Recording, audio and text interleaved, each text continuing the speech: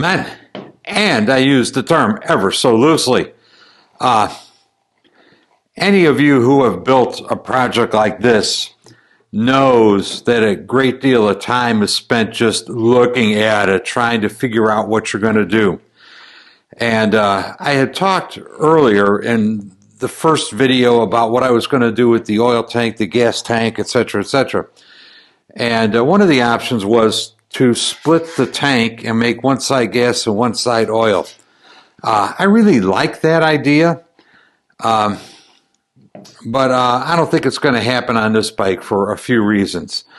The stock Sportster gas tank holds like 2 gallons, and if you split it, like a third or 2/3 oil and gas, shit, you'd only end up with 1.2 gallons of gas and 3 quarts of oil, and it just doesn't hold enough gas. These old Sportsters are gas guzzlers. Bendix carbon one, you might get 35 miles a gallon, you might not. So, a 1 gallon gas tank, you can barely make it to the gas station. So that's just not practical. This is not a stock tank. This is one of the later model Evo style tanks. It holds 3 gallons. And this one, I could split this one down the middle. The trouble with that is this tank is just too damn big. Sportsters look good with a small gas tank on them, with the original gas tank. That's a classic design. I think it's hard to improve upon unless you've got, a different look in mind. So I'm not going to use this as a gas tank. I had considered, down in this area, I had considered making an aluminum tank. And I've made aluminum tanks. I've made steel tanks. And part of my goal with this bike is I want it to look like it's missing pieces. Like when you look at it and the engine is hanging out there, you want to say, geez, it's missing shit. How could it even run? So I could make a tank to put in here. It wouldn't be that hard. I've done it before. I'd rather use aluminum rather than steel because aluminum doesn't rust. I was even kicking around the idea of putting a cylindrical gas tank down in this area and having one end be clear plexiglass or something so you could see the oil inside. Just, that would be cool, I thought, But I've been sitting around looking at it. Like I say, looking at it and sitting around is a big part of building a bike. And I think I'm going to end up with this. A version of this. And I'm going to have a little bit of a cafe racer style ass end. My ass is going to go over here, and I think this is going to be the oil tank. The way I figure it is I could put 3 oil, I need a vent, an outlet, and an inlet. I think I could put that under the tank on this side, run the oil lines up from the engine. I think that'll look good. This tank, I put a gallon of water in it, and a gallon of water fills it up to here. The trouble of it is that this tunnel needs to be much wider to fit around this tire. And right now I got a chunk of square steel tube over here for the right shock that is 12.5 inches long, which represents the compressed length of the shock.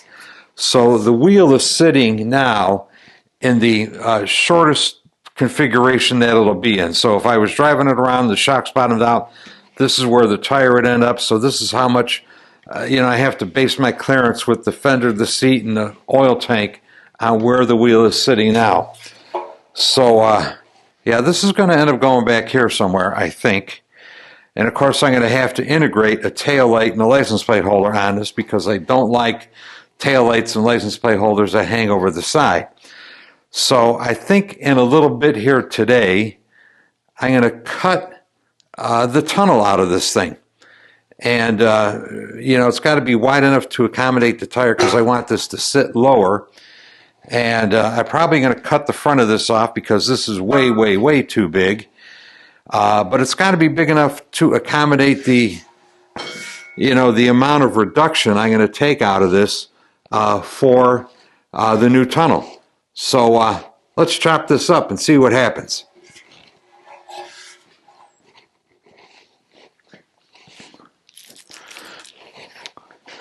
I got this tank for free and a bunch of stuff I traded for.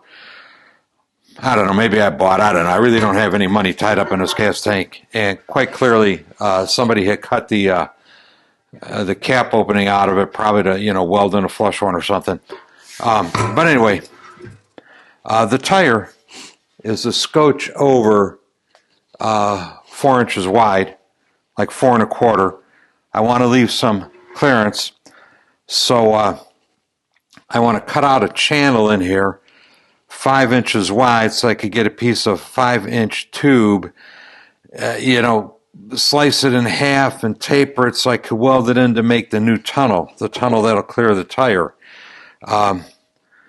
To get where I'm at right at the moment, you know, these things are hard to measure. There's no reference surfaces. The only reference surface there is that I think is reasonably centered and square is probably this bracket, because it was probably put together in a jig. But anyway, I marked out 5.5 inches, took a adjustable square, squared it up over here, and this is going to be one cut line.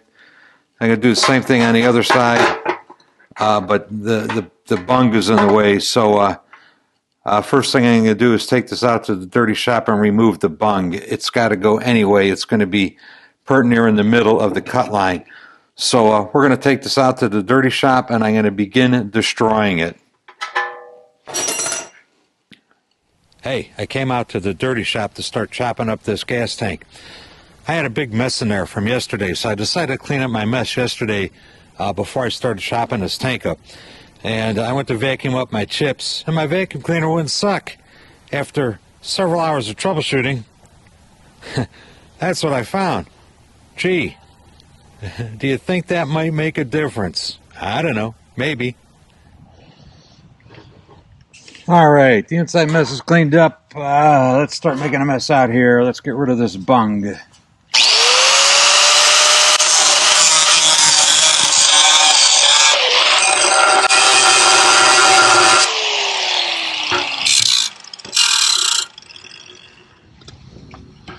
Yeah, it's starting to rain out here.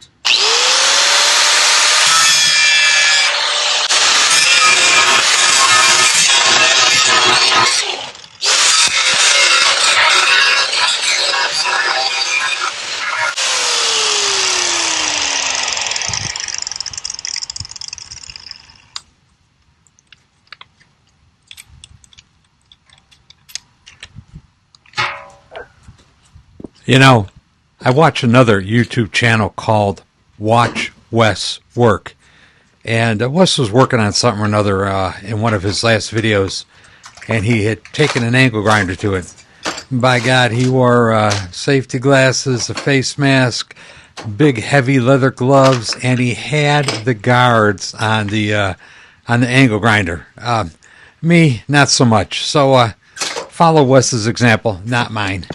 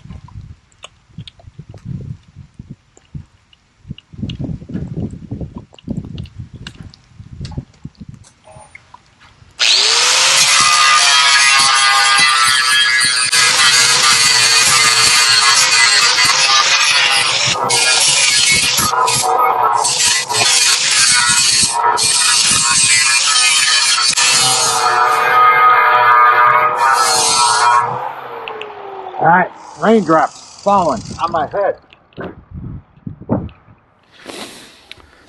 The pesky bung is gone, so I could finish dropping in a couple of these lines.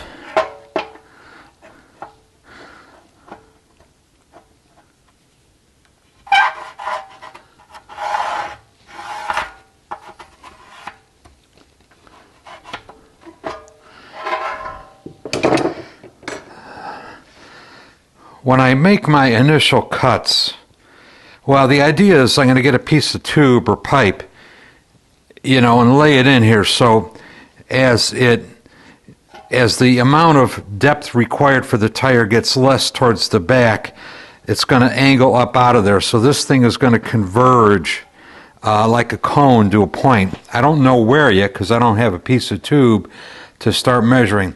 So when I cut, I'm not going to go all the way out to these lines. I'm going to fall short of that to make allowance for whatever I do next.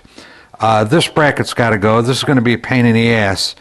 So probably my recess is going to be like from here down into here. So this has got to go too. I might cut this off next. I got to get this out of the way so I could keep on working, but at least I got a couple of good straight reference lines. Hopefully I won't rub them off. I should probably scribe them in there so I don't lose them. But I got to get this out of here, and they welded it. There was a couple of grooves or slots in this thing, so they just filled in the groove and the slot is how they welded it. It's going to be a little tricky to get this off of there without destroying. Actually, it really doesn't much matter because I think this piece of metal under here is probably going to go away. But anyway, I think I got to get this off next. Oh, I don't know, 30 minutes, carbide ball, high-speed grinder, chewed that out of there. Okay, the wheel and the swing arm are in the most compressed position. So this is where I have to allow clearance for. I've also moved the wheel as far back as it will go to allow for chain adjustment. So my tunnel in the tank probably needs to go back to this area here. And I don't know, maybe I don't need to taper it. Maybe it could just be a straight tunnel. My goal today is to get the slot cut in the bottom, so this will drop down over the wheel. I could see how far it drops down. And then I want to, I don't know, cardboard piece of plastic, old piece of tube or something. I want to duct tape a simulated tunnel on the inside so I could pour a gallon of water in there and see how much room I actually need for oil. And when I figure that out, then I could cut this off at whatever point that is. And the cutoff, I was thinking about making something curved that would fit my ass when I scoot back in it. Could be just straight or angled a little bit with the pad on it. But I think I'm going to go cut a couple slots in the bottom and hollow this out so I could actually drop it over the wheel and see how it fits. I'm not going to show you that. It's obnoxious, the Makita or the high speed screaming away over there, sparks flying. I'm going to go cut a hole in the bottom of this, a bigger hole, along my lines here. And I don't know, I'm going to cut a big hole in the bottom along my layout lines and see how it fits. I'm just guessing, but I bet that's not going to hold gas anymore. Yeah, I'm kind of liking this.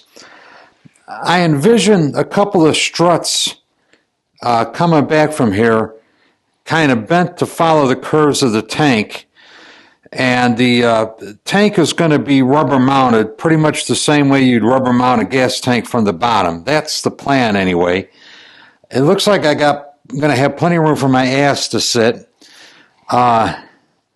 I might need to take a little bit more out back here so that the ass end will drop down. I don't want it You know, I don't want it angling up like this. If anything, I want it kind of down like that. But this looks like it might work out. So I think the next thing I got to do is find something to temporarily fill this in so that I could pour a gallon of water in there and see how much room I need for the actual tank. I'd like it to hold at least 2.5 quarts, if not 3. And I figure I need a headspace in there, you know, for venting and such. So I'm going to aim for a gallon, a capacity. Probably could get by with 3.5 or thereabouts, but we're going to aim for a gallon. So yeah, let's try to fill this in with something or another.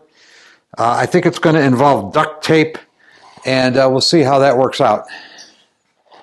Well, what do you think? Needs to hold a gallon of water for like 30 seconds. I think it'll make it. All right, my mission to get 4 of these in there before they run out. Quite sure the best way to pour is going to be. Let's see.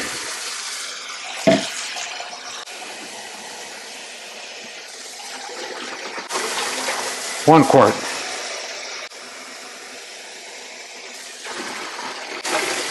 2 quarts. Barely leaking.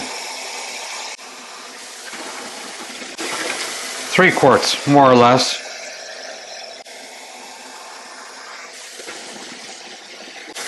4 quarts. Cool. So, to the top of the tape will give me more than enough room. All right, that's what I need to know. That thing is barely leaking. Hell, I could put oil in it right now. All right, I marked the tank. This will be actually a little bit more than I'm going to need, but we're going to cut it off right about here.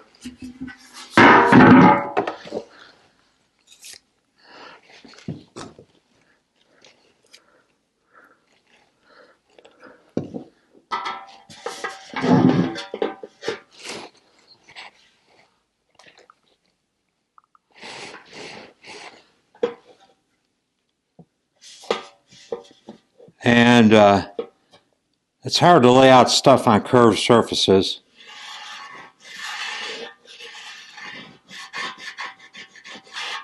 But we'll do it like that.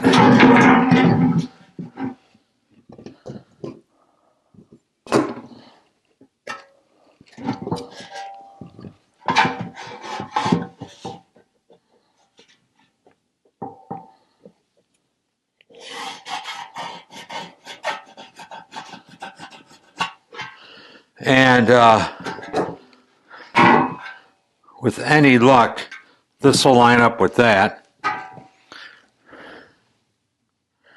course, like I say, you really can't tell. Let's see.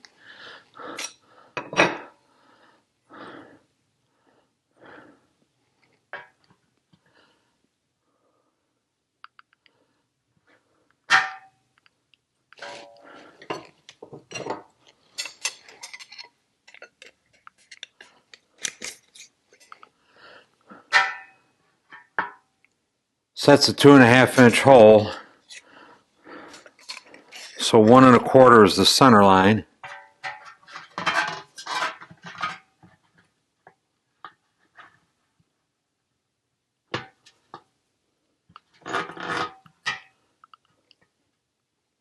Right about here. And right about here.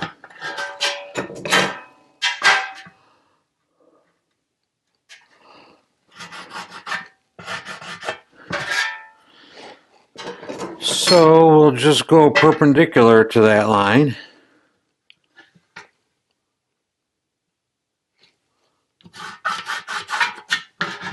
And we'll see how this side makes out.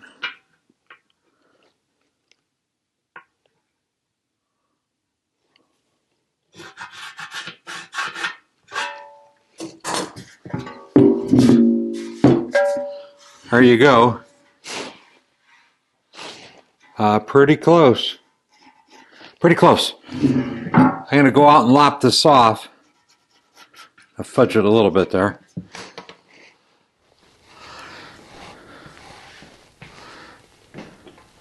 All right, the way this is shaping up, this is going to have to sit back here in this area. Like I say, I'm not sure how I'm going to do this transition yet. I got a feeling I shouldn't have cut that off just right now, but too late now, it's cut off. I'm probably going to have to take a look at some struts and figure out how this is going to mount to the fender struts. And then, of course, I got to do the seat. This has all got to be done, before the engine comes out and the frame gets going to powder coat. I think I'm going to like it. It's roughly what I was after. So we'll see.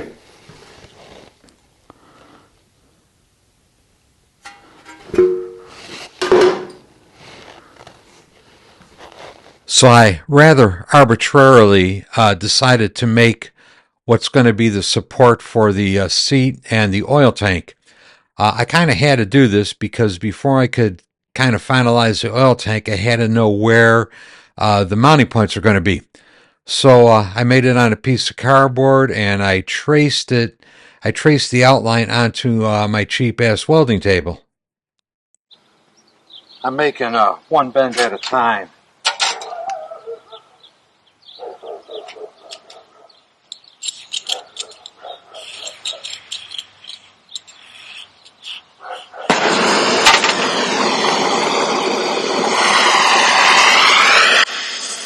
As you may recall, in February 2025, I did video number 333 about a welding table.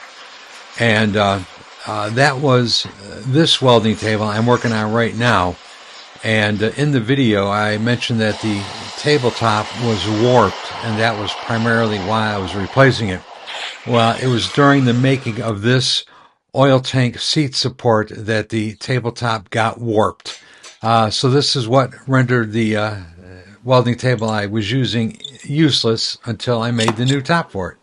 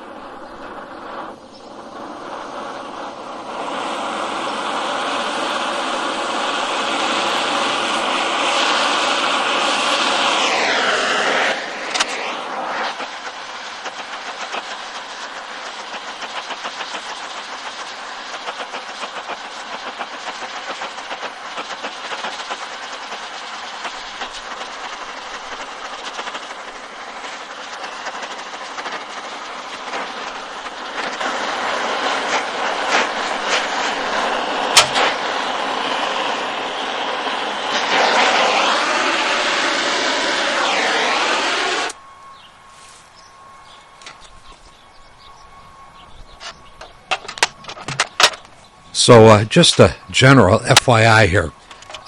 The technique is to set up various blocks and clamps and bars at each point where there's going to be a bend in this thing. I heat it up, bend it, and then move it on down to the next bend and set up my blocks and my bars and all that again so that I can make the next bend, and just keep moving it around until the part was completely formed. And of course, all I had to do was get it to match the outline that I had traced on the cheap-ass welding table.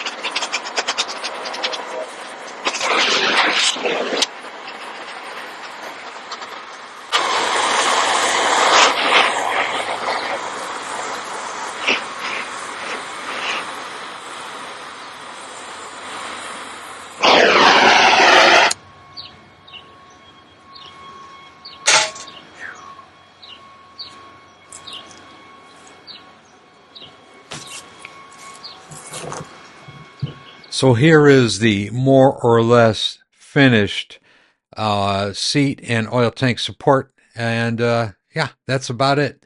With that, I am out of here. Thanks for watching. See ya next time. Men, if you like this channel and this content, the single most important thing you could do to help grow this channel is to hit the subscribe button. I also have new design coffee cups and stickers available. You know, I like the old coffee cups, but I like these new ones even more. Links are included in the description down below. And for those of you who really want to go the extra mile, you could join me on Patreon.